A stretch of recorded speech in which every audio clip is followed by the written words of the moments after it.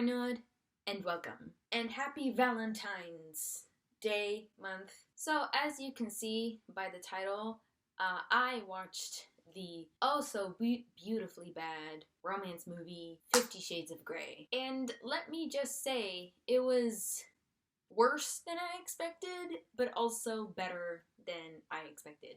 If you want to hear more of my thoughts on the first 50 Shades movie, then keep on watching. So to give a little backstory to this movie, it is a Twilight fanfiction turned best-selling book turned movie. Yeah, and this year it will be 5 years old. It was released on the 13th of February 2015.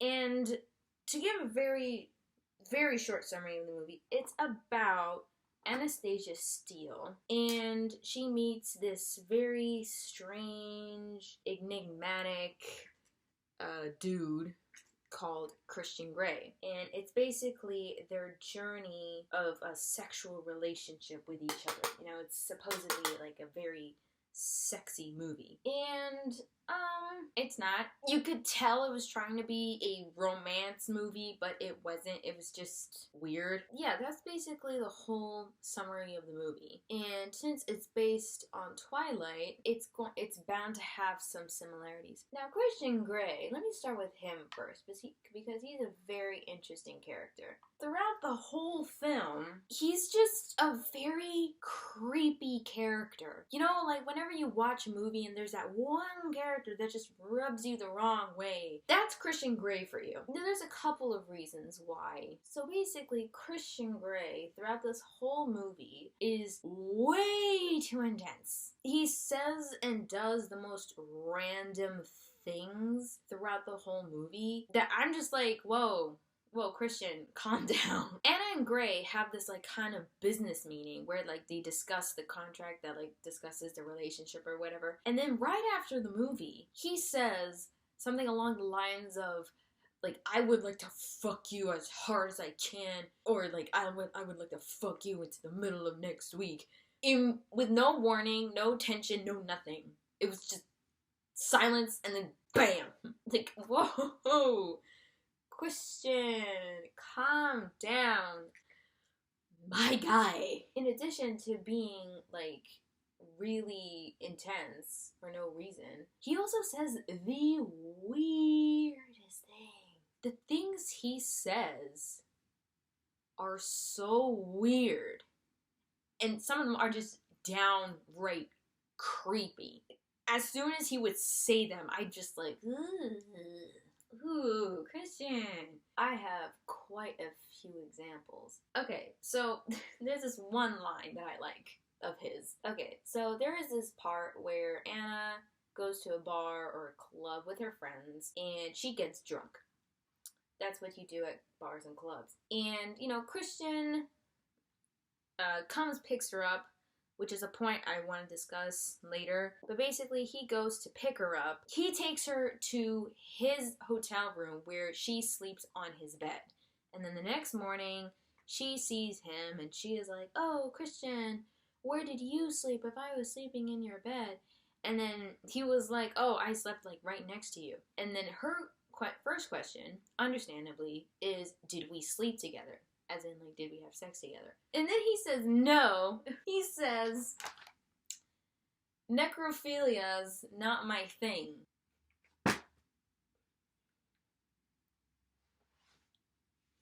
Sir, first of all, do you know what necrophilia is?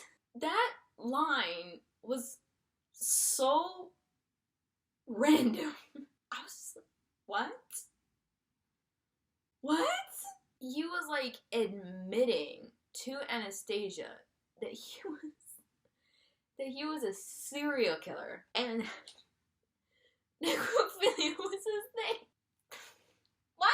That was a line that just stuck to me throughout that whole movie. Wow, as if if I was not convinced he was a serial killer, that moment made me convinced that he was a serial killer. Anyway, another thing that that made me think, oh, he's a serial killer. He has to be a serial killer. Is he's a stalker. He is a stalker. Like, on multiple occasions, he has proven that he can find Anastasia's location, you know, without her telling him where she is. And they want us to believe that this is romantic. And it's not. It's really not. Like, I remember the first time he found her outside, like, in the real world, was, I think she was at her place of work, and he was just randomly there, just came out of nowhere. Like, she came onto in the aisle and boom, there he was. And he just said that he was there for supplies, but between you and me, he wasn't. It's just throughout the whole movie, he was just demonstrating how much of an actual creep he is, and ugh! One more stalker moment with him. Anna went to Georgia to visit her mom, and of course, he wasn't with her. You know, she was hanging out with her mom at a hotel restaurant, and who is there? Gray. Unannounced, uninvited, anything. It's bewildering to me that, like, people saw that moment and were like, oh my god, no. I get that this is targeted towards, like, middle-aged women with no lives. But, like, come on. You have to have higher standards than this. I hated him from the beginning, and I hated him at the end of the movie. Now let us move on to Anastasia. You know, she's the main character. Like, I don't know what to feel about her, because, like, she's a very plain character. Like, there's nothing, like, awe-striking, I'm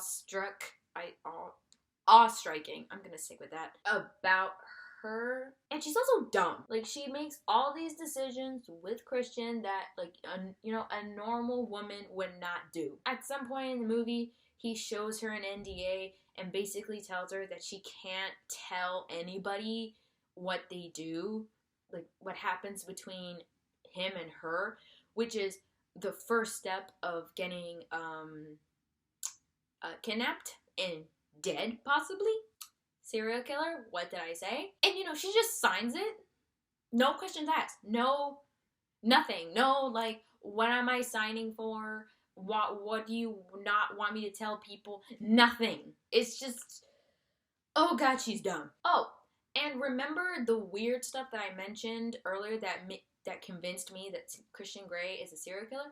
Yeah, she even acknowledges how weird and just how weird he is. Like, in the hardware store, he's buying things that are in a kidnapper and serial killer starter kit. And, you know, she says, like, oh my god, you're like a serial killer. And then he says something along the lines of, not today, because I don't murder people on Wednesdays, because pink shirt stain. And she just takes it. She doesn't care that she's gonna die. It's just, ugh, she's dumb. Also, her voice is very, very annoying. She's trying to sound like a Disney princess. I'm sorry to her, but, like, she's failing at it. A thing that I didn't like throughout the whole movie, it really goes out of its way to kind of prove that Grey is the only person who genuinely cares about, like, Anna and her safety and whatever. When she goes to Georgia to visit her mom, Christian shows up unannounced. You know, Anna's initial reaction to his text, because he texted her before he, like, walked in, her initial reaction was, holy fuck, he's here. I don't know about you. That, to me, that's like a call of distress. You know, like that's me, her basically saying, oh my god, he's here. I am scared. And, you know, she was with her mom, and he walks into the room, and she sees, like, oh my god, he's so attractive. And she leaves Anna with him. What?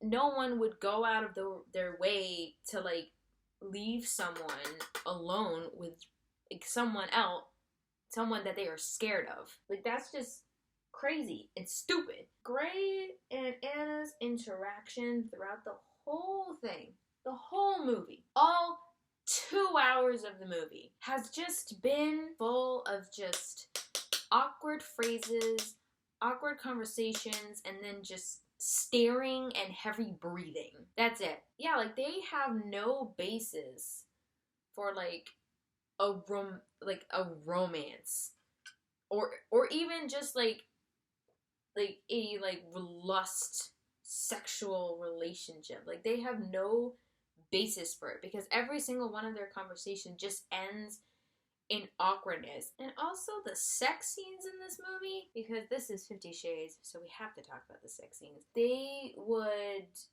create a scenario, and then Anastasia would just come running in being like, oh my god, Christian, what do you need? They have sex, and then they just have an argument afterwards, because, you know, that's healthy. The arguments would always be about Anastasia saying, what do you want from me, Christian?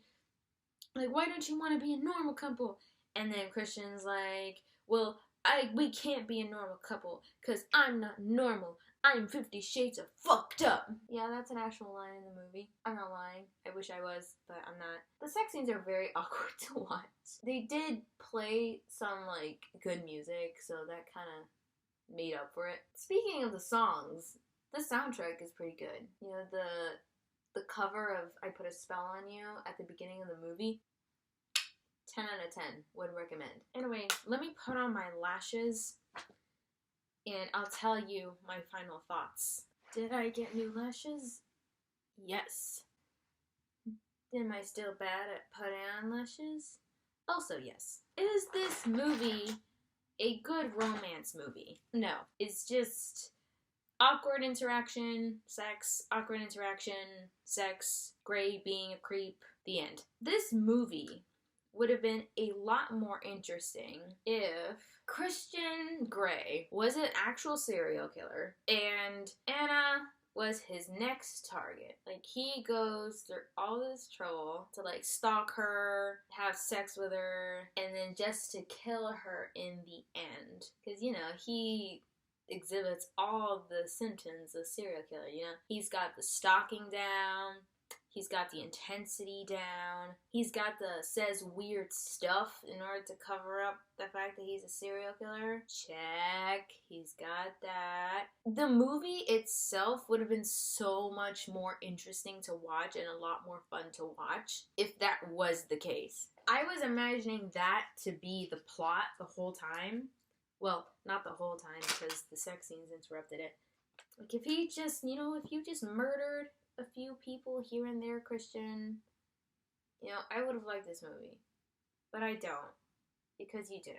So, I'm disappointed. Anyway, I hope you enjoyed my review of the Should Have Been a Serial Killer movie 50 Shades of Grey. Overall, it's a bad movie, but it's also very well made.